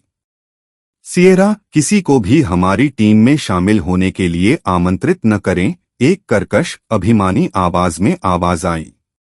बोलने वाली एक भूरे बालों वाली महिला सिएरा के बगल में खड़ी थी। ओलिविया, ऐसे मत बोलो। मैंने देखा कि वह अकेली थी और उसके बालों के रंग से वह एक ऊर्जा हेरफेर करने वाली या उपचारक हो सकती है। सिएरा ने शांत नरम स्वर में उत्तर दिया, जिससे ओलिविया भौहें सिकोड़ने लगी, जबकि बाकी लोग सिएरा के पक्ष में थे। लेकिन हमारे पास पहले से ही एक उपचारक है। क्या यह पर्याप्त नहीं है? ओलिविया ने अपनी सांस रोककर कहा, हालांकि सभी ने इसे सुना। ओलिविया, मैंने तुम्हें कितनी बार उस व्यवहार को रोकने के लिए कहा है?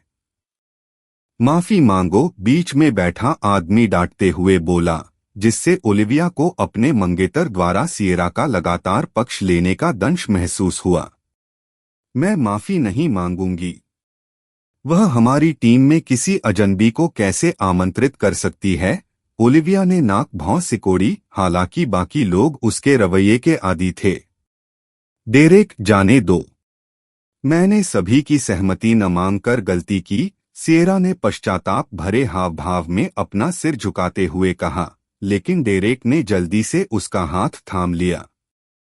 चिंता मत करो, यह तुम्हारी गलती नहीं है, तुम बस यह सोच रही थी कि टीम के लिए क्या सबसे अच्छा है। उसका स्वर नरम था और बाकी लोगों ने सहमति में सिर हिलाया। ओलिविया का दिल कसकर दबा हुआ है। डेरेक का अपनी मंगेतर की बजाय किसी दूसरी महिला के प्रति खुला पक्षपात सी को बहुत दुख हुआ। उसने उन दोनों को घूरकर देखा, आखिरकार उसका मन बना। वह सगाई तोड़ देगी। वह मैक्सवेल परिवार की सबसे बड़ी बेटी थी और उसे इस अपमान को बर्दाश्त करने की जरूरत नहीं थी। वहां दूसरे पुरुष भी थे। इस विचार ने उसके दिल को मुक्त कर दिया, जिससे वह लंबे समय से हल्का महसूस कर रही थी। मैं पहले से ही उसे क्यों पकड़े हुए थी? वह उस जगह की ओर मुड़ी जहां पहले हरे बालों वाली महिला खड़ी थी, लेकिन उसने पाया कि जगह खाली थी। हाँ, सिएरा, तुम्हारी अस्थायी टीममेट कहाँ है? ओलिविया ने हंसते हुए कहा। उसने इस पल में कभी इतना स्वतंत्र और खुश महसूस नहीं किया था। दूसरों ने जल्दी से देखा, कहीं भी उस छोटी हरे बालों वाली महिला का कोई निशान नहीं था। सिएरा का चेहरा काला पड़ गया, हालांकि उसने जल्दी से खुद को संभाला, दूसरों की तरह हैरान होने का नाटक किया। उसने उन्हें असली कारण नहीं बताया था कि वह उस महिला को शामिल करना चाहती थी। ईवा मैडम लूसी से काफी मिलती जुलती थी। सिएरा जानना चाहती थी कि क्यों और उसकी उत्पत्ति का पता लगाना चाहती थी, लेकिन महिला ने उसके अनुरोध को कुचल दिया और बिना कुछ कहे चली गई। सिएरा के नाखून उसकी हथेली में धंस गए क्योंकि वह अपनी मासूम अभिव्यक्ति को बनाए रखने के लिए संघर्ष कर रही थी। ओलिविया की हंसी ने उसके घाव पर नमक छिड़क दिया। इस बीच ईवा ने उस बारूदी सुरंग से बचकर राहत की सांस ली। लेकिन यह शर्म की बात है, मैं अपने सीमित समय के कारण कुछ नाटक देखने से चूक गई। मैं पैसे के लिए क्या करती हूँ। उसने अदृश्य आंसू पोंछे और आगे की जमीन पर ध्यान केंद्रित किया, जो अजीब तरह से व्यवहार कर रही थी। ईवा ने अपनी तलवार पकड़ी और काले धुएं ने जमीन को ढक लिया। उसकी आंखें छाया से निकलते हुए एक काले मकड़ी जैसे राक्षस पर टिकी थीं। राक्षस के मुंह से हरे रंग की कीचड़ निकलती हुई देखकर उसकी त्वचा घृणा से सिहर उठी, जो उसके नीचे की जमीन को झुलसा रही थी। धूप में छोड़े गए सड़े हुए अंडों की गंध उसकी नाक की ओर बह रही थी, जिससे उसके चेहरे पर आंसू टपकने लगे और उसका भाव विकृत हो गया।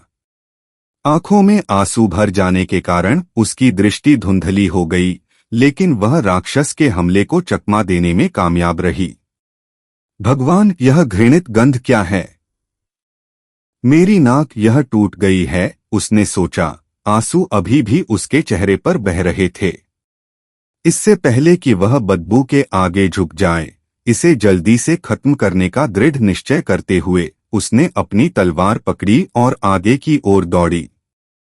यह राक्षस एक एफ्रैंक राक्षस था, लेकिन इसकी कोमलता और गर्मी के कारण इसके फर को अमीरों को बेचा जा सकता था।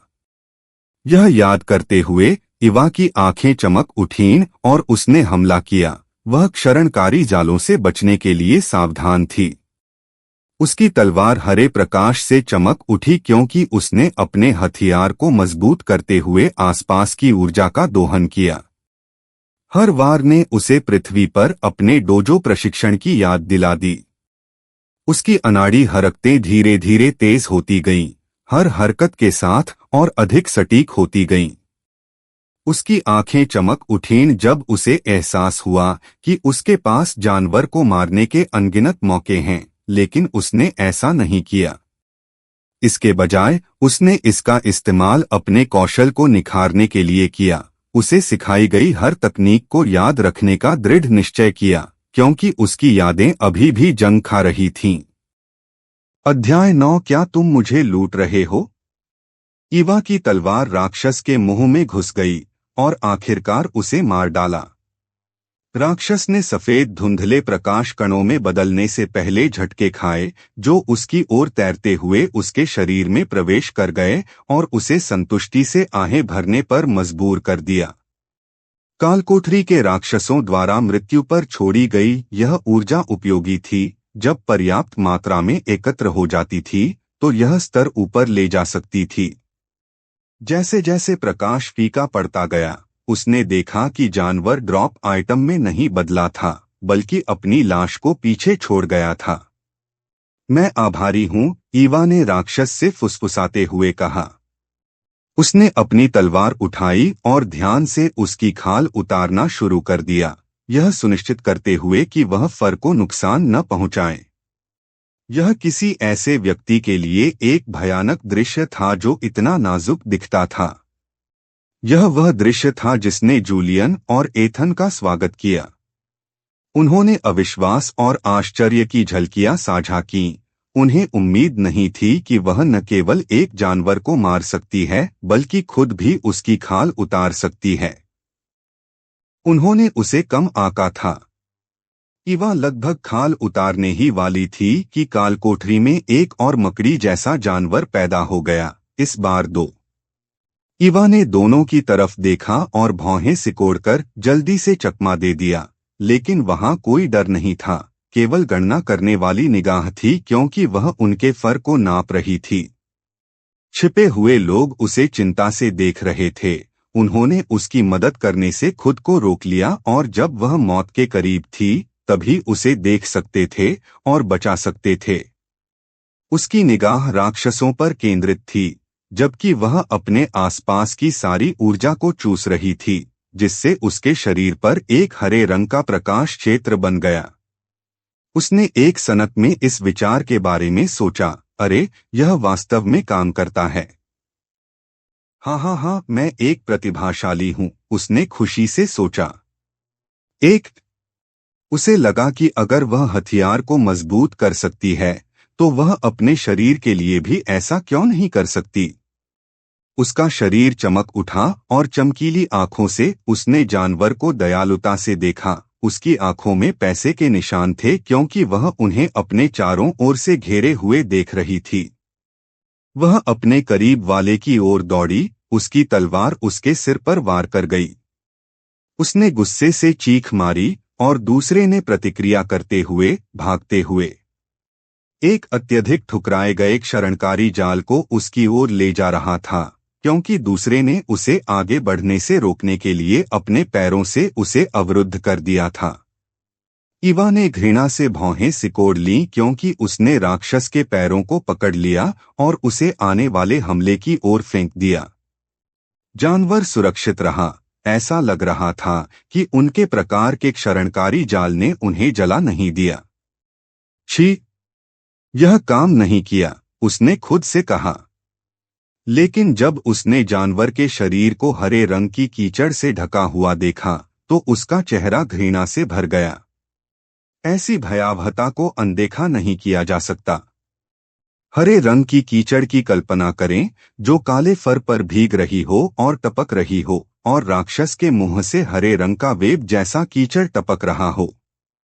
एक ज़ोंबी के रूप में भी उसे साफ रहना पसंद था। यही कारण है कि वह हमेशा अपने ज़ोंबी प्रकार से दूर रहती थी। वह मुश्किल से ही बच पाई, उनमें से एक के करीब पहुंच गई। उसके खुले मुंह में जो जाले फेंक रहा था, एक मौका पाकर उसने जल्दी से उसके खुले मुंह से उसके मस्तिष्क में छुरा घोंपा, जिससे वह तुरंत मर गया। दूसरे ने बड़े पैमाने पर हमला किया। उसके पैर उसके शरीर पर पटक रहे थे, जिससे वह दर्द से कराह रही थी, लेकिन वह जल्दी ही हरे रंग के गोले से ढक गई। जूलियन और एथन मुश्किल से खुद को बाहर आने से रोक पाए, लेकिन आखिरी समय में खुद को रोक लिया। ईवा आखिरकार बचे हुए को मारने में सक्षम हो गई और उन दोनों ने एक प्रकाश छोड़ा और उसके अंदर प्रवेश किया, और ऐसा लगा जैसे कोई बांध टूट गया हो। वह तीसरे स्तर पर पहुंच गई और यह देखकर दंग रह गई कि यह कैसे संभव था। तभी उसे याद आया कि गोलेम, जिसे इस मूल शरीर ने नष्ट कर दिया था, उसके अंदर प्रवेश कर गया होगा। केवल इन 3 राक्षसों की मदद से ही वह तीसरे स्तर पर पहुंचने में सक्षम हुई। उसने अपनी आंखें खोलीं और जल्दी से तीनों लाशों को वहां से खींच लिया, क्योंकि वह किसी और राक्षस से नहीं लड़ना चाहती थी। वह इन तीनों से संतुष्ट थी और वह बाहर निकलने की दिशा में मुड़ गई। जैसे ही वह आगे बढ़ी, जूलियन अपने छिपने की जगह से बाहर निकला और राहत भरी सांस ली। अरे, मेरा दिल इस पल से पहले कभी इतना उत्तेजित नहीं हुआ था, उसने नाटकीय ढंग से अपनी छाती को पकड़ते हुए कहा, हालांकि उसकी निगाहें गंभीर थीं। एथन ने कुछ नहीं कहा, लेकिन फिंगरप्रिंट वाली दीवार से यह देखा जा सकता था कि उसने खुद को कैसे रोका। हमें चले जाना चाहिए, एथन ने कहा, यह देखते हुए कि ईवा वापस जा रही थी और वह नहीं चाहता था कि उसे पता चले कि उसका पीछा किया जा रहा है। चलो उसका पीछा करते हैं और सुनिश्चित करते हैं कि वह वार्प गेट तक पहुंच जाए, जूलियन ने कहा। उसके स्वर में थोड़ी चिंता थी, जिसे उसने महसूस नहीं किया। एथन ने उसके शब्दों पर सिर हिलाया, इस बारे में सोचने के लिए एक पल भी नहीं लिया। वे उसके पीछे चले गए, यह सुनिश्चित करते हुए कि वह ध्यान न दे, इतनी दूरी बनाए रखें। ईवा हाँफ रही थी क्योंकि वह जानवर को वापस खींच रही थी। अगर मेरे पास पर्याप्त पैसे होंगे तो मैं एक लोटियर स्पेस बैग खरीदूंगी। यह बहुत तनावपूर्ण है, उसने अपने मन में योजनाएं बनाई। लगभग ऊंचे दरवाजे पर पहुंचते ही उसे 5 आदमियों के एक समूह ने घेर लिया। अरे सुंदरी, तुम्हारे पास क्या है? टीम के नेता ने कहा। उसकी आवाज में धमकी भरी हुई थी क्योंकि उसने उसके हाथ पर पड़ी लाश को देखा। माफ करना, मैं जाना चाहता हूँ। ईवा की आवाज धीमी थी लेकिन उसमें ठंडक थी। वह पहले से ही थक चुकी थी, उसे पीछे खींचने से उसकी मांसपेशियां दर्द कर रही थीं। वह बस वापस जाना चाहती थी और अपना सिर आराम से रखना चाहती थी। ठीक है, तुम जा सकती हो, लेकिन जो तुम पकड़े हो उसे छोड़ दो, उस आदमी ने तथ्यात्मक लहजे में कहा। उसने उसे एक कमजोर प्रतिद्वंद्वी के रूप में आंका था और उसे गंभीरता से नहीं लिया।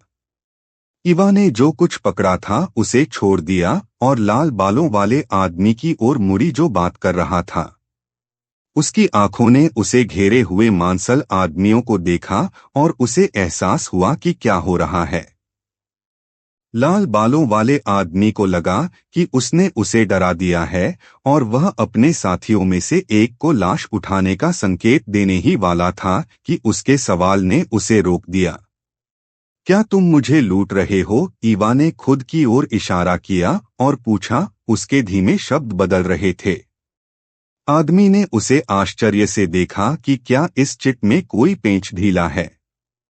क्या यह स्पष्ट नहीं है? उसने उत्तर दिया। उसका स्वर लगभग पूछ रहा था कि क्या वह अंधी है। ईवा ने सिर हिलाया। जिस तरह से उसने उसे देखा वह बदल गया। उसकी आंखें चमक उठीं और वह खुशी से अपने होंठ चाटने लगी। आदमी ने उसकी अजीब निगाहों को अपने ऊपर महसूस किया और कांप उठा। उसके रोंगटे खड़े हो गए। लेकिन उसने इसे झटक दिया, यह सोचकर कि यह कालकोठरी ठंडी हवा थी जिसने इसे शापित किया था। आप अपने व्यवसाय में कब से हैं? क्या आपके पास स्पेस बैग है? ईवा ने लगातार 2 सवाल पूछे, जिससे उसके आसपास के लोग उसे अजीब तरह से देखने लगे, खुद से सोचने लगे कि आज उन्होंने किस तरह के व्यक्ति को लूटने के लिए चुना है। अध्याय 10 यह दुखद है।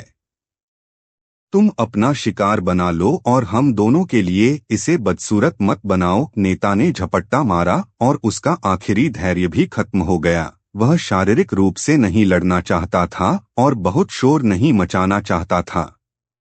उसने अपने आदमियों को जानवरों को घसीट कर ले जाने का संकेत दिया। ईवा उन आदमियों से डरी नहीं। इसके बजाय उसकी आंखें चमक उठीं। उसने नेता को दयालु, मातृवत आंखों से देखा, जिसने उस आदमी को हैरान कर दिया। क्या तुम्हें पहले कभी लूटा गया है? उसने हल्के लहजे में पूछा। नहीं, शब्द आदमी के होठों से निकले, बिना किसी संदेह के होशपूर्वक, और ईवा के चेहरे पर मुस्कान और भी बढ़ गई। मैं आभारी हूँ। अपने मन में ये शब्द कहते हुए वह एक हरे रंग की धुंध में बदल गई और पुरुषों पर हमला कर दिया, उन्हें चौंका दिया। उसकी कोहनी नेता की पसलियों में जा लगी और एक दरार उस क्षेत्र के चारों ओर गूंज उठी जिससे जूलियन उस आवाज से कराह उठा। वे दोनों ईवा को 5 पुरुषों के बीच से गुजरते हुए देखते रहे। उसकी लात और हमले निर्दयी थे। दर्द की सांसें पूरे क्षेत्र में दौड़ गईं। उनमें से कुछ ने अपने उखड़ चुके हाथों या पैरों को पकड़ रखा था और वे जो भी सांस लेते थे उससे उन्हें दर्द होता था। वे फर्श पर पड़े थे, एक भी मांसपेशी हिलाने में असमर्थ थे। उन्होंने उसे अपने नेता के शरीर की हर हड्डी तोड़ते हुए देखा। आर्गग, प्लीज, उसकी विनती उसके सीने पर लात मारने से बाधित हुई। बल ने उसे पीछे धकेल दिया और उसने अपनी पीठ गुफा की दीवार से टकरा दी। आह! वह केवल दर्द से कराह सकता था। उसकी आंखें आंसुओं से धुंधली हो गई थीं। जब उसने उसे अपनी ओर आते देखा तो वह दीवार में सिमट गया। ईवा नीचे बैठ गई, लेकिन जब उसने देखा कि उसके चेहरे पर आंसू और नाक बह रही है तो उसकी आंखें तुरंत दूसरी ओर चली गईं। जब उसने देखा कि उसके पैरों से एक संदिग्ध पीला तरल पदार्थ रिस रहा है तो वह घृणा से लगभग उल्टी कर बैठी। तुम्हारा स्पेस बैग, उसने आदेश दिया। वह अब यहाँ और नहीं रहना चाहती थी। आदमी ने उसे दूर देखते हुए देखा और उसने अपनी पृथ्वी शक्तियों को बुलाया और हमला करना चाहा, लेकिन उसके हाथों पर हरे रंग का वार हुआ। आदमी ने देखा कि उसका आधा हाथ फर्श पर पड़ा है और फिर उसके दिमाग में दर्द दर्ज हुआ। उसने खून जमा देने वाली चीख निकाली क्योंकि उसके कटे हुए हाथ से खून बह रहा था। वह दर्द से फर्श पर मुरझा गया, लगभग अपना दिमाग खो बैठा। तुम्हारा स्पेस बैग या दूसरा हाथ चला जाएगा, ईवा ने ठंडे स्वर में कहा क्योंकि उसने उसे दर्द में इधर उधर भागते देखा। उसकी तलवार खून से लथपथ थी और वह प्रतीक्षा कर रही थी। यह उसकी बाईं जेब में है, उनमें से एक आदमी ने उसे चिल्लाकर कहा। वह नहीं चाहता था कि उसका बॉस अपने बचे हुए हाथ खो दे या जब वह बॉस से इसे नहीं ले पाए तो उसे उनका सामना करना पड़े। ईवा ने उसके खून से सने कपड़ों को देखा और भौहें सिकोड़ लीं। वह मुड़ी और उस आदमी की ओर इशारा किया जो अपनी तलवार से बात कर रहा था। तुम आओ और इसे उतारो और सौंप दो, उसने उस आदमी को आदेश दिया, जिससे वह डर के मारे अपने आप में सिमट गया जब उसकी तलवार ने उसे इशारा किया। बॉस ने अपनी आंख की झिलमिलाहट से देखा और देखा कि उसका एक आदमी उसकी जेब की तलाशी ले रहा है और छोटा बैग उसके हमलावर को सौंप रहा है, और उसके दिल में पछतावा भर गया। उसने चाहा कि वह समय को पीछे ले जा सके और खुद को इस छोटी, असहाय दिखने वाली महिला को रोकने से आगाह कर सके, जो अंदर से एक राक्षस थी। अब उसका कालकोठरी करियर खत्म हो गया है। दर्द और पछतावे से वह होश खो बैठा। ईवा ने उसके हाथों से छोटा बैग लिया लेकिन चूंकि वह बैग को अपने खून से बांध नहीं सकती थी, जैसा कि उच्च गुणवत्ता वाले खून से बांधा जाता है, इसलिए यह सुरक्षित नहीं था। कोई भी आसानी से उससे इसे लूट सकता था या उसकी जेब कट सकती थी। वैसे भी भिखारी चुनिंदा नहीं हो सकते। उसने कंधे उचकाए और बैग को थपथपाया और चली गई, लेकिन जब उसे कुछ याद आया तो वह रुक गई। तुम हमें नहीं मार सकते, हमने बैग सौंप दिया है, उनमें से एक हकलाया और उसे देखते ही डर के मारे पीछे हट गया। दूसरे ने दिखावा किया कि वे जागे नहीं हैं, लेकिन वे अपने शरीर को कांपने से नहीं रोक पाए, जिससे उनका खुलासा हो गया। आप सभी को जानकर अच्छा लगा। संयोग से क्या आप किसी अन्य समूह को जानते हैं जो आपके व्यवसाय से संबंधित है? ईवा ने हल्के से पूछा। उसके चेहरे पर एक दयालु मुस्कान थी। वह उन्हें यह दिखाने की कोशिश कर रही थी कि उसका कोई बुरा इरादा नहीं था। उन्होंने उस पर जरा भी विश्वास नहीं किया। उनके बॉस के हाथ इस बात का सबूत थे कि वह भेड़ के कपड़ों में एक राक्षस थी। हमें नहीं पता, उनमें से एक ने उत्तर दिया। वह चाहता था कि वह जल्दी से चली जाए।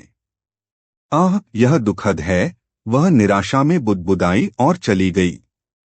पुरुष राहत में जमीन पर गिर पड़े, आभारी थे कि महिला आखिरकार चली गई। इससे पहले कि वे उस भावना में डूब पाते, उन्होंने दो पुरुषों के कदमों की आवाज सुनी जो उनके पास आ रहे थे। वे उन्हें सतर्कता से देख रहे थे, सोच रहे थे कि क्या ये पुरुष इतने समय से यहाँ थे या यह एक संयोग था। उसने तुम्हें तुम्हारी जान देकर छोड़ दिया, लेकिन हम इतने क्षमाशील नहीं हैं। तुम्हें अपने कर्मों का परिणाम भुगतना होगा। एथन की ठंडी आवाज ने उनकी रीढ़ की हड्डी में सिहरन पैदा कर दी। वे महसूस कर सकते थे कि यह आदमी दूसरे स्तर पर था और वहां से भागने के अलावा उनके पास ज्यादा कुछ नहीं था। जूलियन ने उनकी उधेड़बुन भरी आकृति देखी और अपनी उंगलियां क्लिक कीं, जिससे समय रुक गया। एक समय प्रतीक ने उन्हें घेर लिया, उन्हें जगह पर स्थिर कर दिया। उनकी आंखें केवल इधर-उधर घूम सकती थीं। उन्होंने दो पुरुषों को अपनी ओर बढ़ते देखा और उनकी आंखें डर से चौड़ी हो गईं।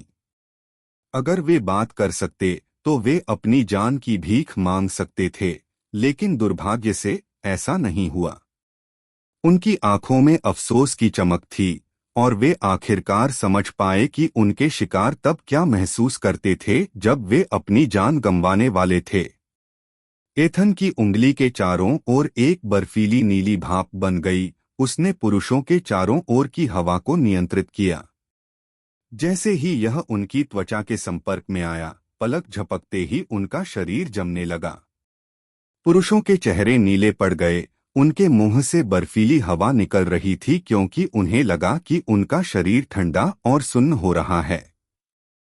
उनके चेहरे को ढकते हुए पूरे शरीर को चीरकर वे बर्फ की मूर्ति में बदल गए और छोटे छोटे टुकड़ों में बिखर गए। जमीन पर एक भी खून नहीं गिरा। नेता भाग्यशाली था कि वह बेहोश था और उसे अपनी मौत का दर्द महसूस नहीं हुआ। 5 लोगों का समूह पृथ्वी के चेहरे से मिट गया। जूलियन और एथन बिना किसी भावनात्मक उतार चढ़ाव के ईवा के पीछे चले गए। वह दिलचस्प होती जा रही है, जूलियन ने खुद से सोचा जैसे ही वे आगे बढ़े। आगे की स्टोरी के लिए सब्सक्राइब करें स्टोरी वाला बॉक्स को डोट। Thank you.